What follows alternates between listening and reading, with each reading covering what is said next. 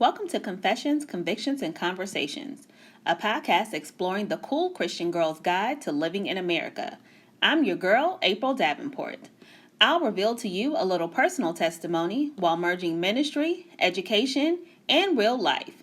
We will also discuss current events with relevant figures of our time. It is the perfect blend of headline news, black girl magic, and of course, Jesus juice. Come with me on a journey you won't soon forget. So stay tuned, don't change the channel, and let's take a ride.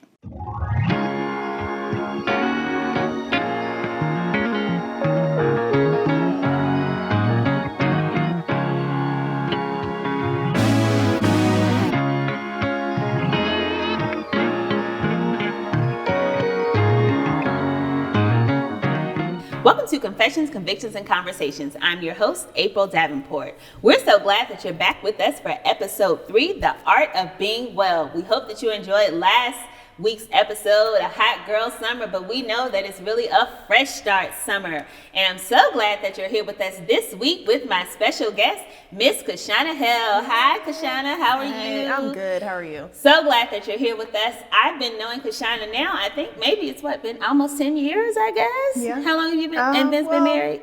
7. We're going on 7, so at least 8 or 9. 8 or 9, yes. Still a long time. So our paths have crossed because her husband, I have been on him literally almost all of my life. He is actually the best friend of my first cousin and really like my brother.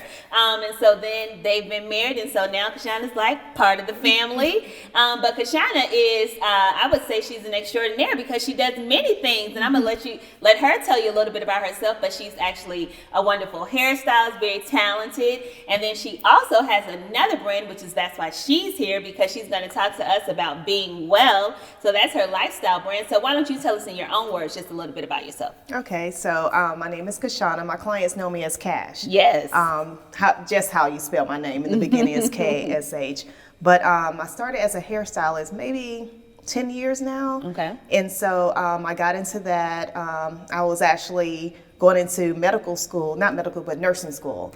And I just had a terrible year transitioning to that. A lot of stuff personally happened, so I kind of failed all my courses. Okay. So to me, that was a sign that maybe this is not for you. Not for you. And my thing was to help people. That's all I saw, is helping people. So I was talking to my hairstylist at the time, and he was like, "I think you should do hair." And I'm like, "Nah, I ain't trying to stand up, be on my feet, things like that." But that's what nurses do. Yeah, exactly. Didn't even think of that. But and he was like, "And you're still going to help people." And I was like, "But you just don't see hairstyling as helping people. You just doing hair. You know, it's a skill."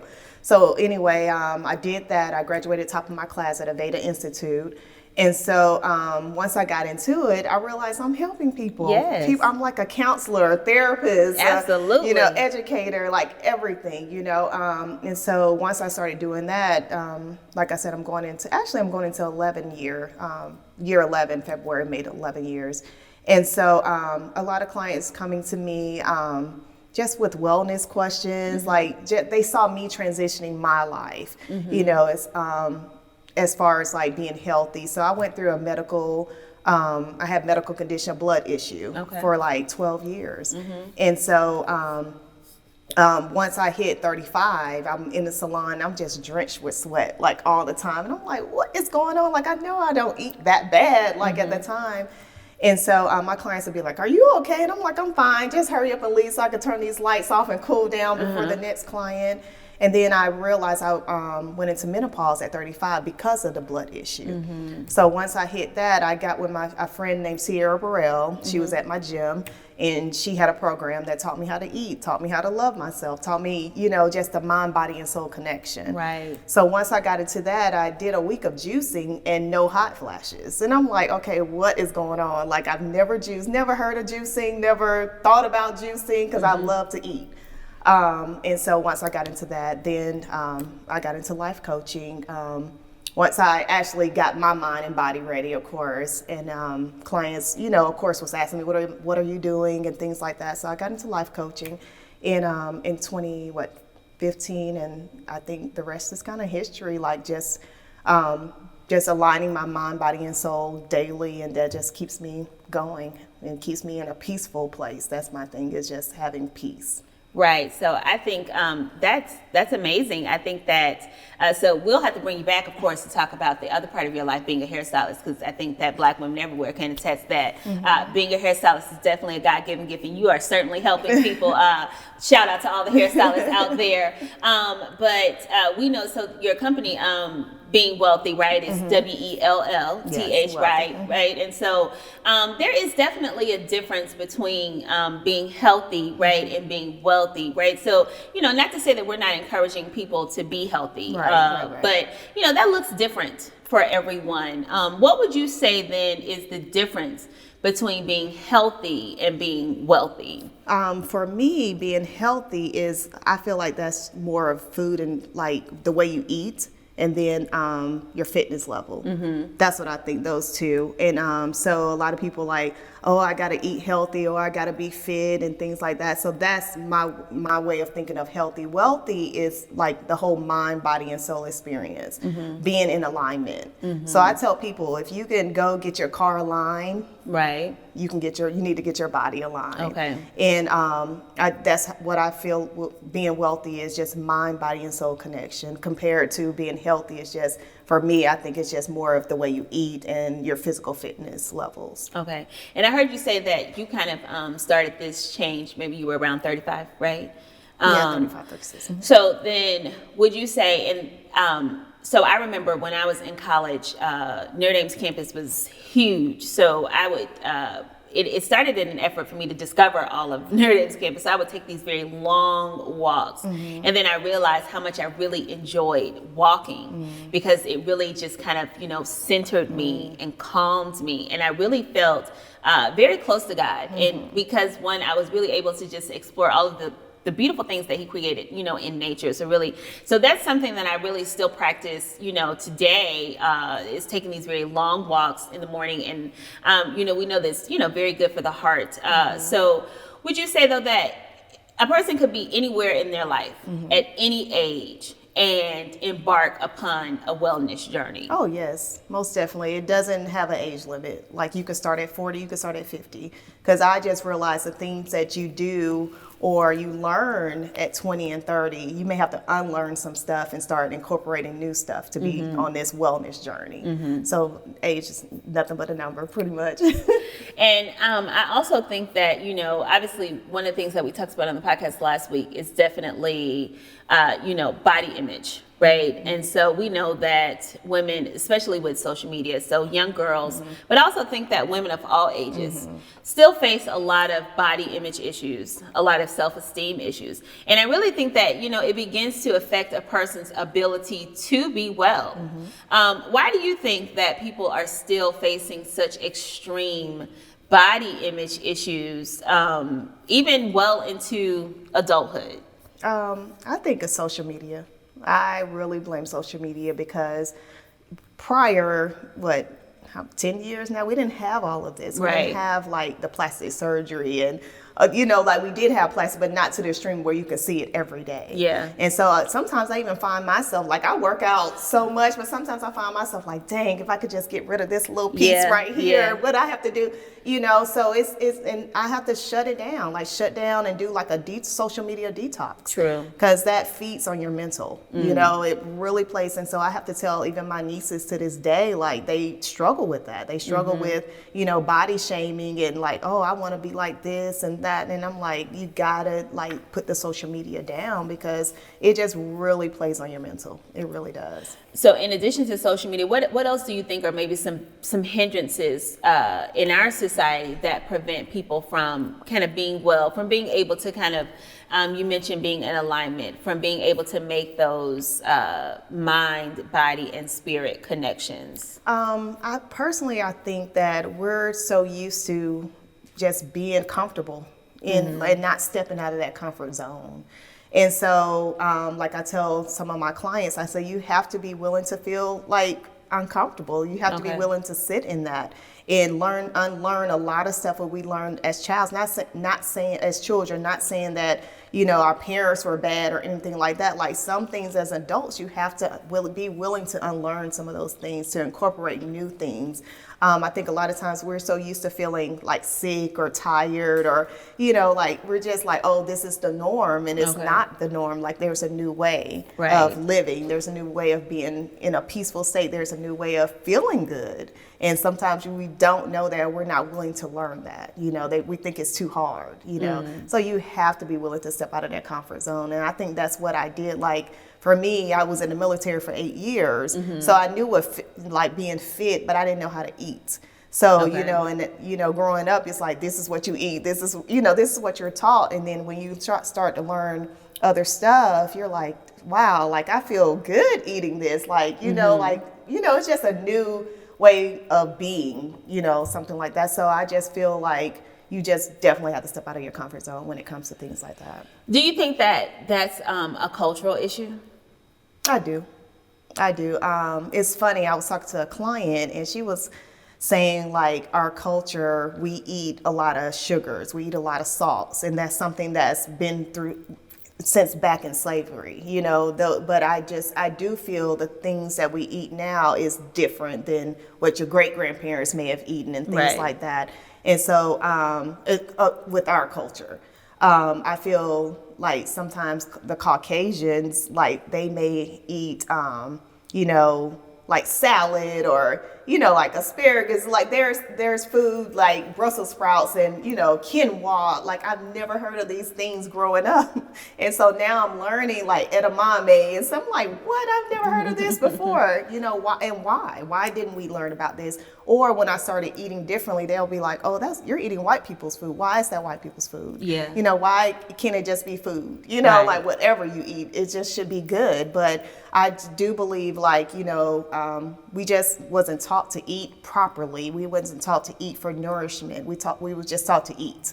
Make sure you're eating. Make sure you're eating breakfast, lunch, and dinner. We wasn't taught to eat like wake up in the morning and you're breaking this fast. That's why it's called breakfast. And you want to put something that's going to give you energy when you wake up, so you won't be dragging and feeling tired, eating all this heavy food in the morning. Like it's just unlearning all this stuff. So I do feel like it's a culture, but it's not saying that our culture is bad, because I love the culture. Of course. But we do need to start thinking, especially as we get older, and especially when you're maybe your family has diabetes and things like that. Like we don't have to live with disease. We and meaning like discomfort and things like that. I do hear a lot of people like, well, my mom had diabetes, so I'm bound to get diabetes, and that's not true. You can change the way you eat. Right. The way we eat is a generational thing, but you can change that as you get older. Certainly, yeah. Like my parents growing up, they grew all of their own food, and I think that even makes a huge difference when you control,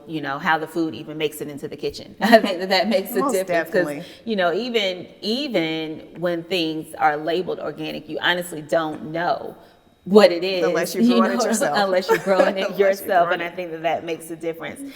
I think that society has very low expectations of women, in my opinion.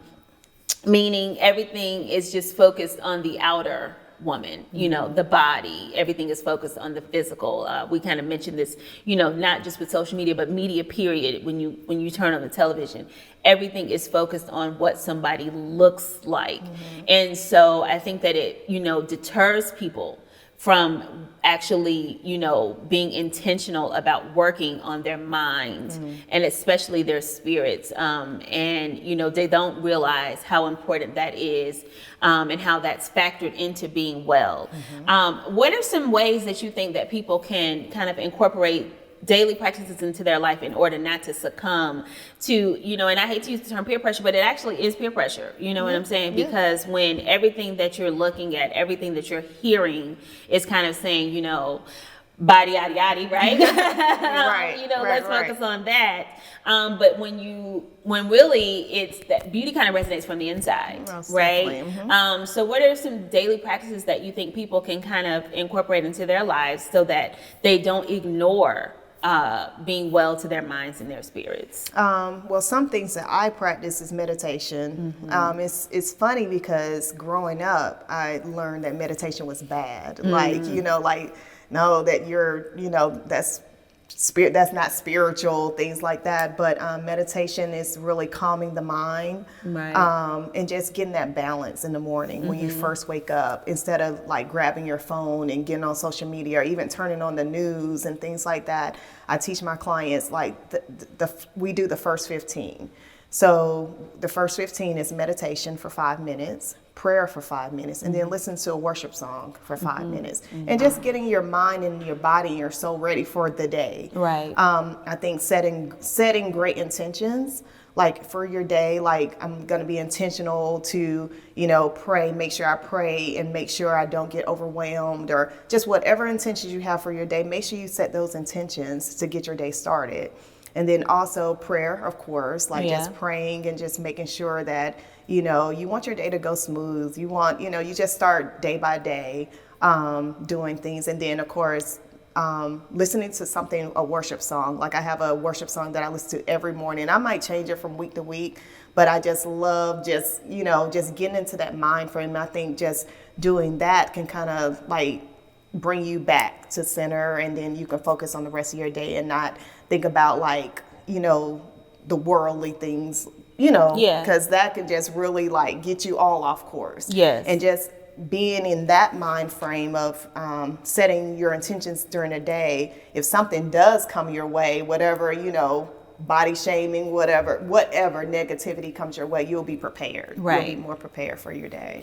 Right. So I think I hear you say meditation, which is definitely important. And I think, being quiet, being still is definitely important. So that one, you have to be able to release. And I think, you mentioned the morning. I think it's just as important to do it in the evenings also, because you have to release what you've encountered in the day, so that you don't take it into the next day. That's true. And that's why I believe it's so important to have a fresh start every single day, because you don't know what challenges come your way, and it might be an overwhelming day. We can't help it sometimes, but what we try to do is to always be better the next day, right? And so if we take those, have that meditation in the morning and at night, then we can start the day in a calm state and end the day in a calm state, even if somewhere in between we get a little frazzled, right?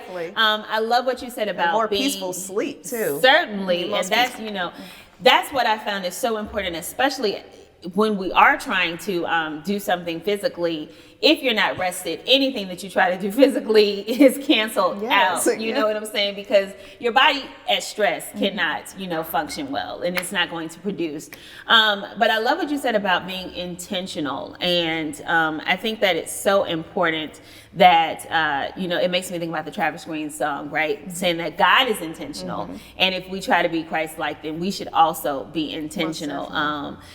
So having those intentions about our day, having those intentions toward ourselves, you know what I'm saying? Those affirmations about ourselves.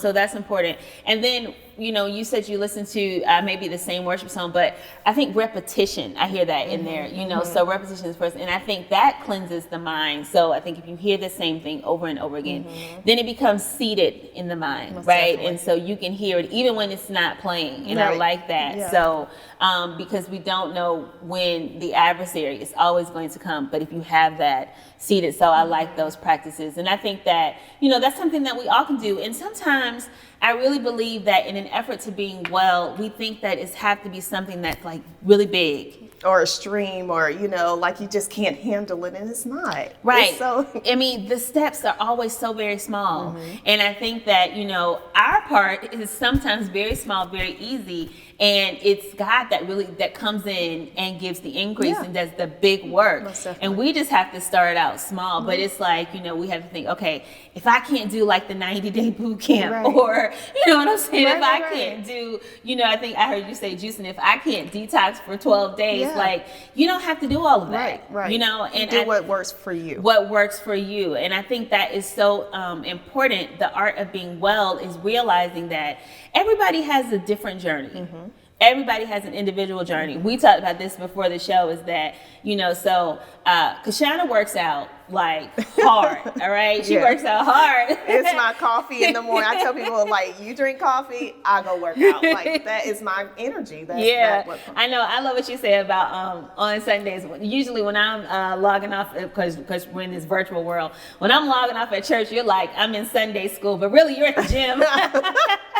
Sometimes I went to church too. Sunday school, then I went to church. Yeah, you go to Sunday school. And then I do log on to, I've been listening to Bishop T.D. Jakes. Yeah. So I'll go stream that. So that's the joy of living in this streaming world. Right. Like, you can log on to church anytime. Or sometimes I do church on the go, where I'll go for a run and I'll listen to church service or something. And I'll do like 5 or 6 miles and didn't even know, because I'm so in tune with, the church service. So. And it's so funny because I'm looking at you and I'm sitting on the couch in my dress, like so having funny. watched church. And then it's funny because then my best friend is like texting me. She's like, you want to go for a bike ride? And I'm like, no, it's Sunday. Nobody works out on Sunday. And then here I am looking at Kashanna in effect. Girl, that's my girl. I got to go to Sunday school. You gotta go to Sunday school.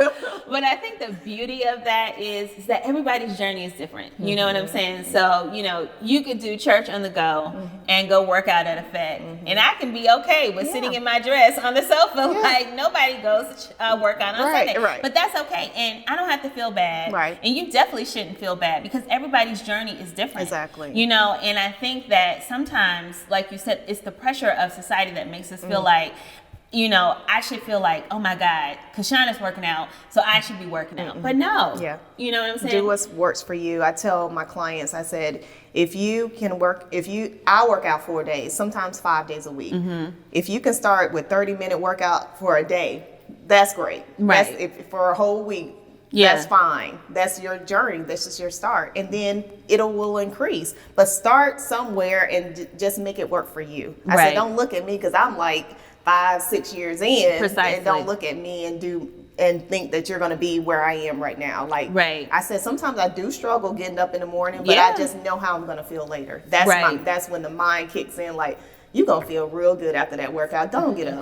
Like, don't get up. Right. You got to give yourself incentives, right? I have to really talk to myself. People don't think, like, girl, you work out. Like, sometimes literally I have to talk to myself, like, Kashanna, get out the bed. Like, girl, you got it. Like, I have to really pump myself up sometimes. Absolutely. Listen, the way my life has been going, I put a post on social media, girl, I've been doing 5 miles in the morning, but eating cookies at night. But it's like, I just been needing it. But I've been telling myself, okay, if you do the 5 miles, you can have a chocolate chip cookie later. So, it's like I go do the 5 miles. Sometimes treat yourself. Right. Like, people think I eat healthy all the time. I'm like, I treat myself. And don't let me go on vacation. I'm not thinking about a salad, like, or some juice. Like, I'm not. Like, but, I think that, life is just about balance. I was just about to say that. Yes. It is just about balance. And, I think that sometimes we put so much stress on ourselves in trying to follow a certain regimen that we don't understand that what being well is really about balance, and hey, if you just have a bummer day and you need whatever it is to get you through the bummer day, that's okay. And be okay with that and feel that. Precisely. If you miss working out, that's okay too. It's just about balance, and it's about achieving what makes you well. So we understand that it's important to honor all three, right? The body, the mind, and the spirit. So we know that, you told us about, your meditations, you're being intentional, and that you work out. So what are some other things that you do in order to kind of honor your mind, body, spirit connection, or some other things you might recommend? Yeah, so I definitely do detoxes throughout the year. Okay. So I do cleanses and detoxes. So a detox is something where it's like a tune-up for your car. Okay. That's what I consider it. So, or compare it to. So when you go get a tune-up, you're getting everything done. They're cleansing everything, tires, rotating, everything they're doing to your car. And then a cleanse is just like a shampoo. I'm about to say shampoo. The stylist kicked in right there. A car wash. So just a regular car wash. You're just doing the outside detailing, little minor things, but you're still cleansing something. Okay. So I do both of them throughout the year. So I may do a cleanse like maybe 4 or 5 times a year. So that's juicing. I juice a lot.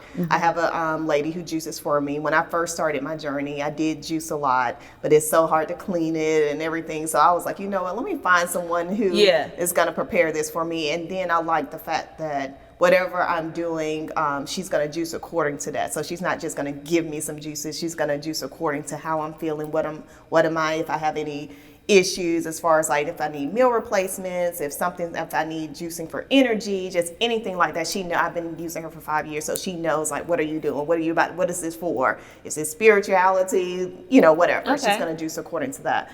And then if I do a detox, I use this guy, Dr. Bobby Price. He has great detoxes where it's gonna kind of cleanse your liver, your blood, just everything. It's going to do a really good cleansing. So I'll use him twice a year. Okay. And he does these 30-day challenges or 2-week challenges. So I'll do one of his. And then with my alignment program, I sometimes incorporate some of those juicing detoxes or a cleanse throughout with that 21-day program. Okay. I don't advise my clients to do it. Like, I tell them what I'm doing, but I'm like, you don't have to do this. Right. This is just for me. Yeah. The last 5 days we do take out meat and dairy on the program, but that's the only time I tell them if they can eat a juice or just only fruits and vegetables during the last 5 days of the 21-day challenge.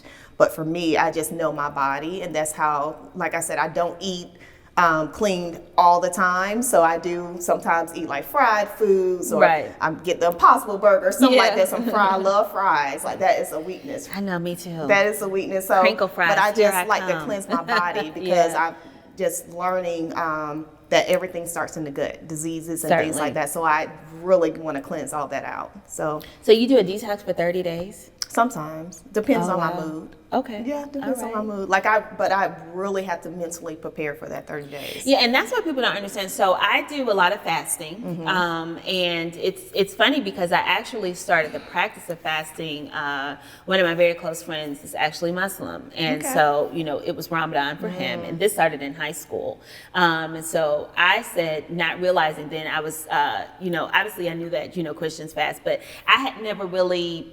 There was not a lot of people who were Christian that I really knew that honored the practice of fasting. Right. So it really was through him that I started, and so I said, I'm just going to fast with you. You know what I'm saying? And so not realizing that, it takes a lot of mental preparation because, when you're around, you don't want to make anybody else feel uncomfortable, and so you're around other people that are eating normally, but it's not just that, because you have to also really kind of remove other things from your life so that you aren't feeling any earthly, urges. Right. But then you're also trying to really be in a place where you can receive something bigger than what you're seeing. You know what I'm saying?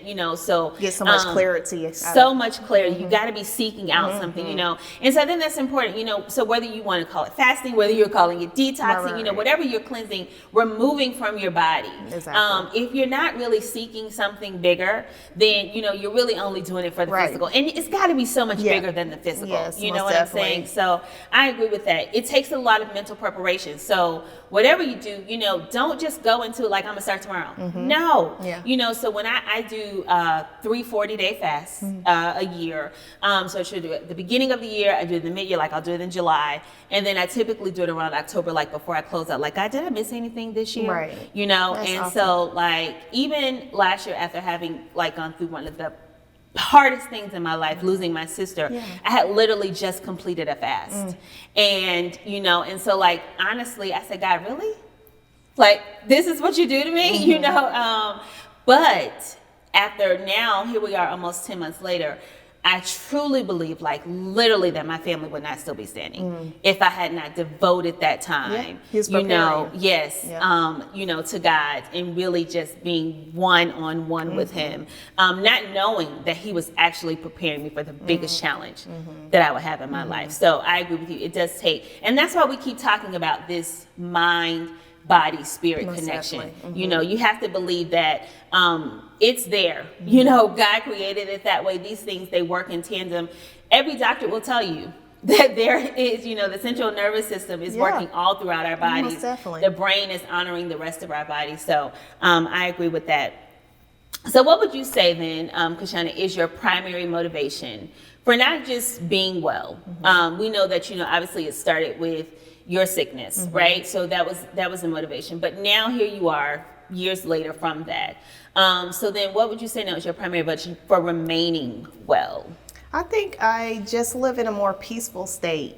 I remember one time I was at work and I think I had just a bad night, but it's not that I don't show it. My client's like, Cash, if something's wrong with you, we will never know because you look always in a peaceful state. And I think just these practicing, like getting up and meditating, getting up and praying, getting up and listening to my music, it just keeps me so peaceful. Okay. Like, I'm not saying that I don't have personal things that come up, and I don't get in a bad place sometimes, but I learned to feel that and be in that moment. And when something like my grandmother just passed, and I was in the salon when I got the call, and I had 3 new clients that day, and I'm like, wow, like, and I was just so like, those clients probably didn't know what was, because I was just still in a peaceful place. And I think if I didn't have these practices in my life, I probably would have broke down and be like, I'm gonna have to leave. Right. And so I just thank God. And it's funny how you said you would just come off a 40-day fast.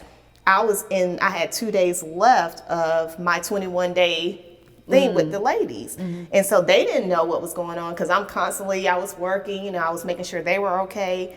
And the last day was a Friday before that Saturday we was ending.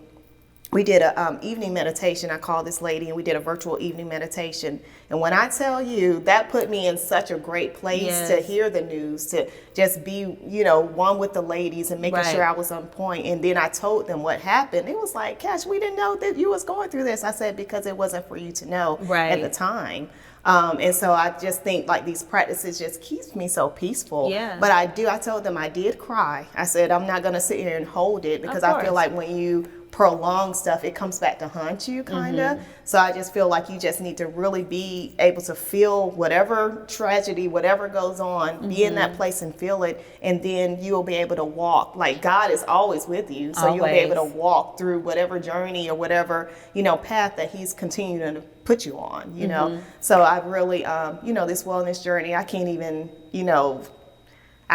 really put it into words because I'm just like in a peaceful place. Like, just the peace of it, the whole peacefulness of it. So would you say that, so I know you didn't literally intend to be on this wellness journey with other people, right? So I think the journey kind of found you. And I think that that's kind of something that we can encourage other people to let the journey find you, right? You just kind of take a step, and I think that the journey will intentionally find you. So I think we have our homework, right? We are encouraging people to definitely find a space to meditate, to be intentional, and then to just let the journey find you, because we all want to be well. And it's funny because people always ask me, April, how are you doing? And sometimes I really don't have the words to put in how I'm doing, because sometimes I'm not really sure how I am doing, but I think overarchingly, I am well. And that's only because, like one of the things you just said, because God is always with me. And I think that if you can find your center in him, then you'll be able to kind of find your way around that. So any other final words to help our people to be well? Just stay in alignment. Stay in alignment. If you can get your car done 2 or 3 times a year, you can align your body 2 or 3 times a year, if not every day. But start somewhere. Yeah, I agree with that. And stepping out of your comfort zone. Yeah. So it's funny because I actually read this African writer. Her name is Kaleka Patuma, and she actually talked about the practice of unlearning and how, not to discard anything that the generations taught us, but you have to kind of unlearn some of the things in order to be a better person. So I like what you said about that. We do have to kind of unlearn some things. So, you can't eat fried chicken every day. Right. And it'll taste better. You just kind of do it every now and then. But then sometimes, like, I just tell people to eat for nutrients. Don't eat like for the taste. Precisely. And that's the unlearning learning process too. Because you're like, ooh, that fried chicken good, though, them wings good, them lemon pepper wings wet. But what is it doing for you? Yes, but but an hour, you're going to be tired, or I tell my clients, when you eat something per se bad, see how you feel afterwards. Right. But when you eat something like that's really good for your body, see how you feel afterwards, and that's the start of it. Yeah. Okay. All right. So y'all got some analyzing to do, some evaluating to do, some testing to do, and we're gonna have to come back and see how. So we're gonna maybe see what we can do to partner with Kashanna to make sure that we're really being well in 2021. It's the year of grace. Yes. So God has given us a lot of grace, and we can't we don't want to be unappreciative with God's grace. We want to do something with it. So thanks so much for coming on the show. I'm so glad to have you. It was great. Yes, it was. It was great. So we're going to be well together. I'm always so grateful to have you with me here on Confessions, Convictions, and Conversations. You, my army, I'm so glad to have you. Make sure that you tune in next week, same day, same time. But before you go, I'd like to pray for you. God, thank you so much for the people in my army, and thank you so much for Kashanna. Please make sure to always help us to be well. Thanks so much for watching. See you next time. Thanks so much for tuning in to Confessions, Convictions, and Conversations. We are just getting started, so make sure to connect with me on social at AS Davenport and at FreshStart Fridays. For more information on the podcast, please visit www.asdministries.org. Also, don't forget to subscribe to the show and be a part of April's Army. Remember, any time is a good time to confess the Lord Jesus Christ as your personal Savior, live by your own personal convictions, and it's always a great time to have a good conversation. I'm your girl, April Davenport. See you next time.